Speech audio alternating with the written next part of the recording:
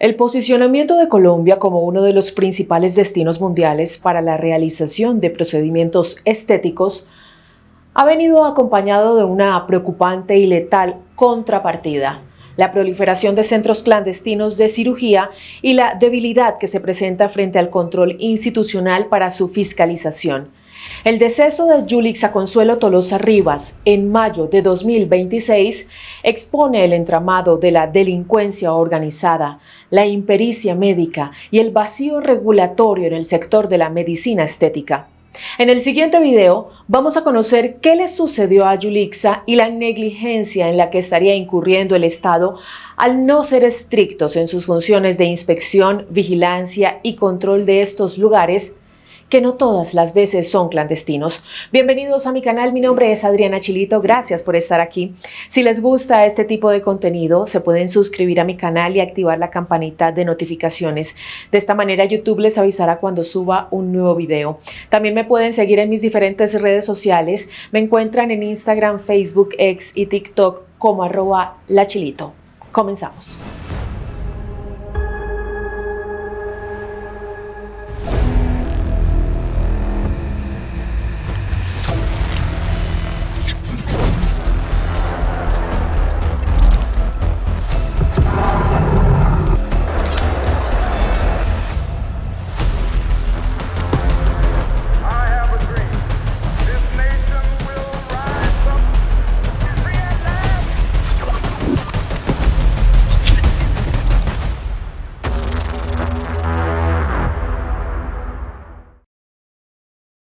El caso de Yulixa Tolosa. Este caso devela un patrón operativo característico de los denominados quirófanos de garaje, donde se pone en evidencia el engaño publicitario, la manipulación de la confianza y el encubrimiento criminal ante desenlaces fatales. Yulixa Consuelo Tolosa Rivas era una mujer colombiana de 52 años de edad que se desempeñaba como estilista. Tolosa llevaba más de 20 años viviendo y trabajando en el barrio Santa Lucía de la localidad de Bosa, al sur de Bogotá. Debido a su trabajo en el sector de la belleza, Tolosa ya conocía de tiempo atrás a los administradores del centro estético donde se realizó la intervención, ya que les había hecho trabajos en el pasado y quizá por esto se sintió confiada y decidió realizarse el procedimiento en este lugar. Todo comenzó el miércoles 13 de mayo del año 2026. Tolosa acudió al centro estético Beauty Laser ML, registrado comercialmente bajo la razón social Sociedad Estética Beauty Laser ML SAS. Estaba ubicado en el barrio Venecia de la localidad de Tunjuelito, en la capital del país. Su propósito era someterse a una lipólisis láser, una intervención invasiva que consiste en la licuación del tejido adiposo mediante una fibra láser y su posterior extracción por medio de cánulas de aspiración. La infraestructura del lugar distaba sustancialmente de un quirófano habilitado. De acuerdo con testimonios de pacientes y allegados, el establecimiento operaba en un apartamento residencial de 3 habitaciones, cocina y comedor, donde los pacientes debían servirse sus propios alimentos postoperatorios en la cocina común. La firma mercantil había sido constituida bajo el objeto de peluquería y tratamientos estéticos no invasivos, por ejemplo, aplicación de mascarillas, masajes y venta de fajas, reportando en el año 2025 activos de unos 18 millones de pesos aproximadamente. Sin embargo, el centro ofrecía clandestinamente cirugías invasivas complejas, valiéndose de la subcontratación de médicos externos sin las acreditaciones necesarias. La intervención, que se suponía debía completarse en 2 horas, terminó durando todo un día debido a severas complicaciones intraoperatorias. Tolosa fue acompañada por una amiga llamada Amalia, quien la dejó en el lugar en la mañana y regresó en la tarde a recogerla, y fue cuando la encontró en un estado de extrema gravedad. Presentaba una tonalidad de piel marcadamente amarilla, ictericia compatible con shock o toxicidad, desorientación severa, pupilas dilatadas y una profunda dificultad para respirar y sostener su propio peso. A pesar de este cuadro clínico crítico, el personal del centro prohibió a las acompañantes trasladar a Tolosa a un centro hospitalario de urgencias, alegando que la sintomatología era normal por el apretamiento de las fajas y que debía pasar la noche en el lugar para su recuperación. Una vez las amigas se retiraron para buscar elementos personales de la paciente, los encargados del centro estético enviaron mensajes de texto simulando ser Yulixa y después apagaron el teléfono celular de la víctima. Al retornar al día siguiente, los familiares y amigos recibieron versiones contradictorias de que Tolosa se había marchado voluntariamente a bordo de un taxi. Ante la denuncia formal de desaparición, las autoridades irrumpieron en el apartamento de Venecia, hallando que los sistemas de videovigilancia y las cámaras de seguridad internas habían sido arrancadas, es decir, ya no existían en la escena. Durante el allanamiento, los agentes encontraron a otra paciente encerrada en una de las habitaciones residenciales, recuperándose de otra intervención quirúrgica ilegal. El análisis de las cámaras de seguridad exteriores de la zona por parte de la Seccional de Investigación Criminal SIJIN reveló que a las 7:24 de la noche del miércoles 13 de mayo, Tolosa fue sacada del edificio completamente inconsciente, cargada por dos hombres e introducida en la parte trasera de un vehículo particular marca Chevrolet Sonic, color gris. El automóvil se dirigió hacia el oriente, registrando su paso por dos peajes con rumbo hacia la frontera colombo-venezolana. Pasaron 6 días de intensa búsqueda, hasta que el martes 19 de mayo de 2026, el cadáver de Yulixa Tolosa fue localizado a un costado de la carretera que conduce de Apulo a Tocaima, en el departamento de Cundinamarca, aproximadamente a 100 kilómetros de la capital. Las labores de recuperación del cuerpo y traslado a medicina legal fueron coordinadas por la SIJIN y el Cuerpo de Bomberos. Los primeros análisis forenses de medicina legal están enfocados en determinar el intervalo post-mortem o ventana de muerte. La principal hipótesis de la Fiscalía apunta a que Yulixa falleció dentro del apartamento del barrio Venecia el mismo miércoles debido a una sobredosis de anestésicos o shock por impericia. Esto significa que los criminales presuntamente transportaron un cadáver durante 11 horas en el Chevrolet Sonic gris de placas UCQ 340, desvirtuando la narrativa de que se marchó por sus propios medios. Implicados. La Fiscalía ha identificado a 5 personas clave dentro de la red delictiva del Centro de Estética Beauty Laser ML, quienes coordinaban el funcionamiento del negocio y su posterior fuga. María Fernanda Delgado Hernández, ciudadana venezolana, enfermera de profesión, con 7 años de residencia en Colombia, dueña de Beauty Laser ML y principal articuladora de la actividad ilícita. Edinson José Torres, venezolano, pareja sentimental de María Fernanda y coadministrador operativo del centro estético. Eduardo David Ramos, sindicado de haber realizado la lipólisis láser a Tolosa. Investigaciones revelaron que Ramos era un practicante empírico sin especialización formal en cirugía plástica, quien apenas había empezado a realizar adiestramientos informales en estas técnicas a finales de 2025. Estos son los 3 principales implicados y cerebros de la operación, quienes lograron evadir el cerco policial y salieron del país. Las autoridades confirmaron que María Fernanda Delgado Hernández y su pareja, Edinson José Torres, ya fueron capturados por la policía en el estado de Portuguesa, en Venezuela, cuando intentaban ocultarse tras huir de Colombia. Se reportó además la captura de Eduardo David Ramos, conocido en redes sociales como el supuesto cirujano barbero. De acuerdo con la investigación, Ramos habría practicado procedimientos invasivos, sin contar con formación médica acreditada, habilitación sanitaria ni autorización legal para ejercer este tipo de intervenciones en Bogotá. Eduardo Ramos fue detenido en la ciudad de Maracay tras varios días de seguimiento y coordinación entre organismos judiciales colombianos y venezolanos. El hombre tendría circular azul de Interpol dentro del proceso investigativo.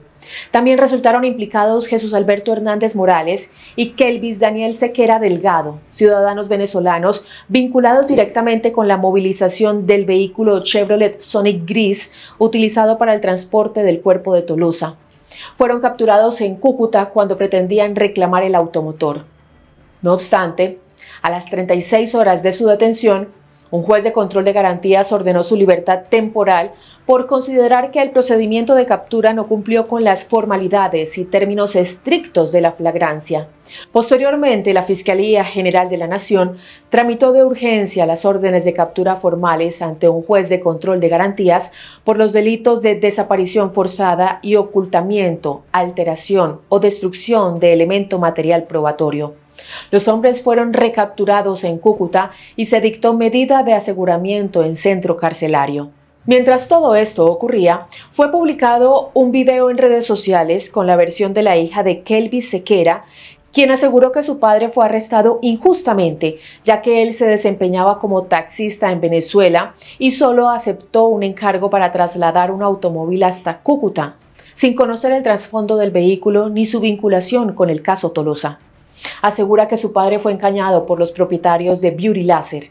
Asimismo, pidió que quienes realmente participaron en los hechos respondan ante la justicia, al tiempo que solicitó la libertad de su familiar, a quien describió como una persona honesta, trabajadora por sus hijas y su familia.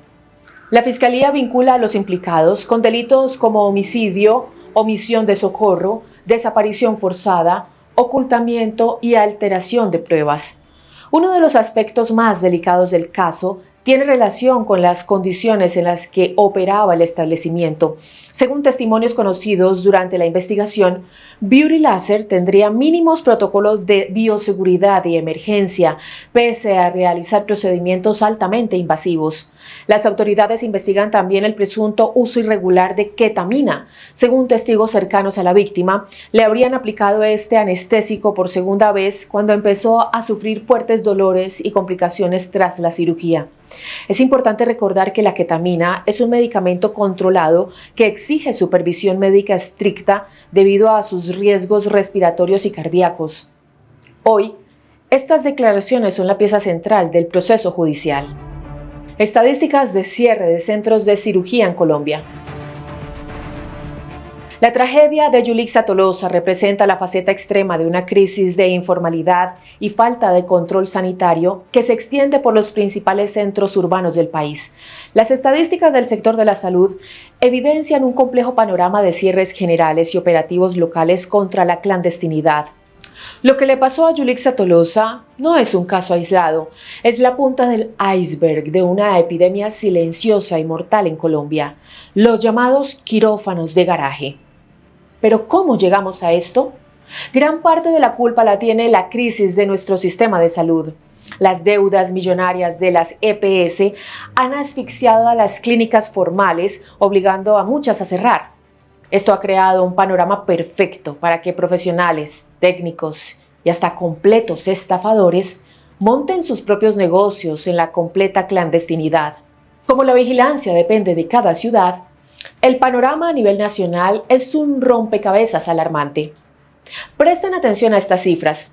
En Bogotá, desde 2017, la Secretaría de Salud ha investigado más de 320 casos de procedimientos irregulares y ha sellado 85 establecimientos. Y ojo, esto no solo pasa en barrios populares. En zonas exclusivas del norte como Chapinero, las autoridades han decomisado más de 350 dispositivos médicos y medicamentos fraudulentos sin registro del INVIMA. En Antioquia, el escenario es igual de crítico. Han cerrado de forma definitiva 8 centros estéticos por operar sin licencias. En Medellín, la policía selló 3 lugares que operaban con camillas en mal estado. No sabían manejar residuos biológicos y el personal no tenía título. Y la formalidad tampoco es garantía absoluta. La reconocida clínica Bella-Vie sufrió la suspensión de sus quirófanos tras la muerte de una de sus pacientes. En Cali, las alarmas también están encendidas. Tras una ola de graves denuncias, el año pasado la Secretaría de Salud hizo 81 visitas sorpresa y cerró 2 clínicas. Y la crisis sigue activa. A mayo de 2026 clausuraron 3 centros estéticos más por no cumplir con los requisitos mínimos para operar. Debido a las investigaciones, las autoridades descubrieron otro centro de estética, al parecer irregular. Se le conoce a este lugar como BL Doctora Danubia Blanco SAS, registrado en marzo de 2025 y ubicado en el sector de Los Héroes, al norte de Bogotá. La dueña de ese lugar, una ciudadana cubana llamada Danubia Blanco, aseguró que fue socia de María Fernanda Delgado y de Edison Torres, pero que rompió relaciones con ellos en octubre de 2025 porque supuestamente la habían robado alterando unas facturas. Además, aseguró que ella no es cirujana y que en su local solo hacen masajes faciales y moldeamientos.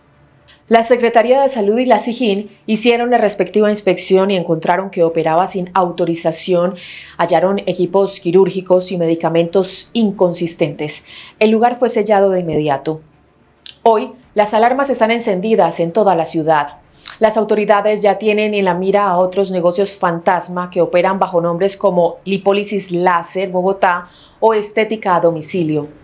Estamos frente a un sistema de control que no da abasto y ante mafias que saben perfectamente cómo burlarlo, cobrando vidas, mientras el Estado apenas alcanza a poner el sello de clausura cuando ya es demasiado tarde. El negocio multimillonario. Para entender cómo proliferan estos quirófanos de garaje, primero hay que entender el tamaño del negocio. Y es que Colombia hoy es una verdadera potencia mundial en el mercado de la belleza. Según cifras de la Sociedad Internacional de Cirugía Plástica Estética, solo en el año 2022, en nuestro país, se realizaron más de 732.000 procedimientos estéticos. Para que se hagan una idea del nivel en el que estamos, esa cifra nos ubicó en el 5º lugar a nivel mundial. De todas esas intervenciones, más de 466.000 fueron cirugías invasivas. Y el negocio no se detiene. Para 2024, el mercado creció un 10% adicional, consolidando a Colombia como la meca del turismo médico. Hoy en día, 3 de cada 10 pacientes que se operan en nuestro país vienen del extranjero buscando calidad y buenos precios. Pero este boom millonario tiene un lado muy oscuro. Detrás de las campañas de publicidad y el turismo médico, se esconde una contraparte trágica. Un mercado negro que se aprovecha de la alta demanda para montar clínicas falsas, dejando a su paso un rastro de cuerpos mutilados, secuelas físicas irreversibles y, en el peor de los escenarios, la muerte. Estadísticas de mortalidad debido a cirugías estéticas. El Instituto Nacional de Medicina Legal y Ciencias Forenses, a través del Sistema de Información de la Red de Desaparecidos y Cadáveres, mantiene el registro oficial de decesos derivados directamente de procedimientos quirúrgicos estéticos. Las muertes confirmadas en el decenio comprendido entre 2013 y 2023 denotan la persistencia y el incremento de esta problemática de salud pública. Las estadísticas revelan que los departamentos con mayor incidencia de muertes postquirúrgicas son Valle del Cauca, Antioquia, Cundinamarca, Caldas y Santander, acumulando un incremento de la mortalidad del 130% en los últimos periodos evaluados. Esta situación se ilustra mediante casos representativos registrados, los cuales evidencian la falta de protocolos mínimos de seguridad. A nivel epidemiológico, el Sistema de Vigilancia en Salud Pública del Instituto Nacional de Salud realiza el seguimiento de las lesiones de causa externa asociadas a procedimientos estéticos. A nivel nacional, en el año 2023, se notificaron 339 casos sospechosos de lesiones graves por intervenciones estéticas, afectando prioritariamente al sexo femenino en un 95.8% de los casos. Las cifras de la muerte. Pero toda esta falta de control se termina pagando con vidas, y las cifras de medicina legal en la última década son literalmente escalofriantes. Estamos hablando de que las muertes tras pasar por el bisturí o por estos falsos láseres se han disparado en un 130%. ¿Dónde es más peligroso operarse? El mapa de la muerte lo encabeza Valle del Cauca, Antioquia, Cundinamarca, Caldas y Santander. Y detrás de estos números fríos hay familias destruidas por la negligencia y la falta de protocolos de seguridad mínimos. Se han registrado infinidad de casos. Por ejemplo, tenemos el de Luz Dari Silva, una joven de 29 años en Barrancabermeja. Fue a un centro de estética informal para una lipólisis láser, pero terminó sufriendo una falla multiorgánica letal por las graves infecciones que sufrió. Lady Joan Herrera en Medellín buscaba un combo estético en la clínica Bella Vi, pero su cuerpo no resistió. Murió apenas 48 horas después de la intervención. Marcela Mendoza, dragoneante del IMPEC en Bogotá, perdió la vida luego de que la operara un médico general que no tenía ninguna especialidad en cirugía plástica. Y la tragedia no se cuenta solo con los que pierden la vida, sino con los que quedan marcados para siempre. El Instituto Nacional de Salud rastrea lo que ellos llaman lesiones de causa externa. Solo en el año 2023 se documentaron 339 casos de pacientes que terminaron con heridas graves, infecciones o mutilaciones tras intentar realizarse un procedimiento estético. El Estado cómplice y el lobby en el Congreso. ¿Por qué nadie detiene esta masacre estética? Claramente el Estado está mirando para otro lado. Detrás de estas clínicas de garaje hay una cadena de negligencia y leyes hecha a la medida de los infractores. El mayor cómplice de esta crisis está en el Congreso de la República. Aunque parezca increíble, en Colombia la ley es tan ambigua que no prohíbe explícitamente que un médico general, sin tener la especialización universitaria como cirujano plástico, tome un bisturí y opere. Las víctimas llevan años pidiendo una regulación. El caso más visible es el de la periodista Lorena Beltrán, quien sufrió secuelas a manos del médico Francisco Sales Puccini. A partir de su tragedia, ella ha impulsado el proyecto de ley conocido como Cirugía Segura Ya. ¿Pero qué ha hecho el Congreso con este proyecto para proteger a los pacientes? Lo ha hundido y archivado en 5 ocasiones. La razón de este bloqueo, un poderoso y millonario lobby en el Congreso. Propietarios de grandes redes de clínicas y médicos de otras ramas presionan a los políticos para que no cambien la ley. Ellos defienden que pueden hacer cirugías invasivas amparados solo en su título de medicina general o peor aún, mostrando diplomados o cursos express de fin de semana. Gracias a este vacío legal, médicos que incurren en malas prácticas pueden seguir abriendo clínicas, facturando millones y operando a plena luz del día. El Estado no solo está fallando en vigilar, está permitiendo por ley que cualquiera juegue con las vidas de los incautos. Las trampas de la ilegalidad. El sistema de vigilancia en Colombia es reactivo. Las autoridades casi siempre llegan cuando ya hay un cadáver o una paciente mutilada en urgencias. Como las secretarías de salud dependen de que alguien ponga una queja formal, las visitas sorpresas son escasas. De hecho, la propia alcaldía local de Tunjuelito reconoció tras la muerte de Yulixa que las inspecciones en esa zona estaban programadas apenas para el segundo semestre de este año. Pero el problema no es solo la lentitud del Estado. Estas mafias son expertas en explotar los vacíos legales para volverse invisibles.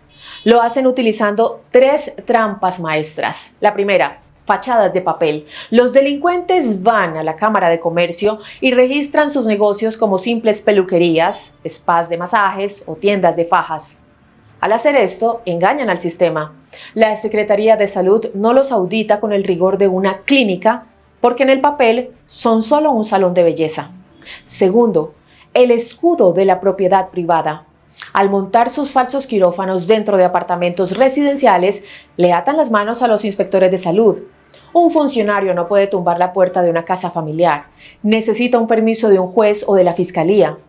Mientras la burocracia consigue esa orden, los criminales tienen tiempo de sobra para limpiar la sangre, ocultar las evidencias o sacar a los pacientes a escondidas. Tercero, el negocio fantasma. ¿Qué pasa cuando empiezan a acumular sospechas o denuncias en un barrio? Simplemente desaparecen, disuelven las empresas de papel, empacan sus camillas en un camión y se mudan a otra localidad. A las pocas semanas abren bajo un nombre comercial nuevo, operando en el más absoluto anonimato para cobrar su siguiente víctima. No estamos enfrentando a esteticistas novatos que cometen errores. Estamos ante organizaciones criminales que saben usar la ley a su favor para evadir la justicia y seguir lucrándose de la muerte. El escándalo del Ministerio de Educación.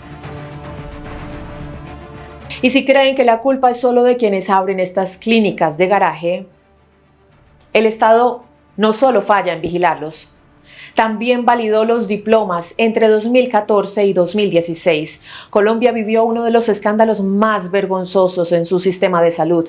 Se descubrió que el Ministerio de Educación Nacional había convalidado de forma express, en menos de 15 días, los diplomas de especialización en cirugía plástica de al menos 34 médicos generales. Estos títulos venían de supuestas universidades en Perú, Argentina y Brasil. La Sociedad Colombiana de Cirugía Plástica denunció la trampa. Estos médicos no habían hecho los 4 años de residencia en un hospital que exige la ley. Sus supuestas especializaciones eran en realidad cursos por internet, clases teóricas o talleres de fin de semana. ¿Y qué hizo el ministerio ante las advertencias? Ignoró el tema. Solo se necesitaban las firmas y apostillas extranjeras para que les entregaran el aval para operar en Colombia, basándose ciegamente en el principio de buena fe. Tuvo que entrar la fiscalía a investigar para destapar la farsa. Descubrieron que aunque los sellos universitarios eran reales, las miles de horas de práctica en quirófano que reportaban esos diplomas eran pura ficción. Al final, varios de estos médicos terminaron condenados por la justicia y el ministerio se vio obligado a revocarles los títulos. Pero el daño ya estaba hecho. Este escándalo demostró lo fácil que es burlar los títulos del Estado, dándole a un médico de escritorio una licencia legal para jugar a ser cirujano plástico. La tormenta política y el fracaso estatal. La muerte de Yulixa Tolosa destapó una olla a presión. Esto ya dejó de ser un simple debate sobre salud pública y se convirtió en una verdadera tormenta política. Hoy la discusión en Bogotá es sobre seguridad, bandas criminales transnacionales y sobre todo el fracaso de la vigilancia del Estado. La gravedad del caso obligó al propio alcalde mayor, Carlos Fernando Galán, a dar la cara con una postura de máxima severidad. Galán fue tajante al mencionar que esto no se puede tratar como un simple accidente médico o un caso de mala praxis. Aquí se está hablando de una red criminal. Al mismo tiempo, la alcaldía confirmó que ya se comunicaron directamente con la señora Nubia Tolosa, madre de Yulixa, para ofrecerle apoyo psicológico y la representación jurídica necesaria, incluso a nivel transnacional. Mientras tanto, el secretario de Salud de Bogotá, Gerson Vermont, tuvo que reconocer la trampa mortal que era el falso centro estético. El funcionario confirmó que el lugar no cuenta con autorización para prestar este tipo de servicios ni cuenta con concepto sanitario. Sin embargo, Vermont también admitió una realidad frustrante. La capacidad de vigilancia del Estado se queda corta ante estas mafias. Al reconocer que los recursos no son infinitos, le lanzó un llamado de urgencia a la ciudadanía para que denuncien estos centros clandestinos. También la Superintendencia Nacional de Salud entró al caso emitiendo un requerimiento formal, exigiéndole cuentas a la Secretaría de Salud de Bogotá y lanzando una alerta de urgencia a nivel nacional. Conclusiones. El trágico caso de Yulixa Tolosa, las escalofriantes cifras de mortalidad y la lentitud del Estado nos dejan lecciones que no podemos ignorar. Esto no es negligencia, es crimen organizado. Tenemos que dejar de llamar errores médicos a lo que hacen estas mafias. Se aprovechan de los vacíos legales para operar y luego huyen por la frontera. Colombia necesita acuerdos urgentes con los países vecinos para atrapar y extraditar a las personas que hacen parte de estas redes.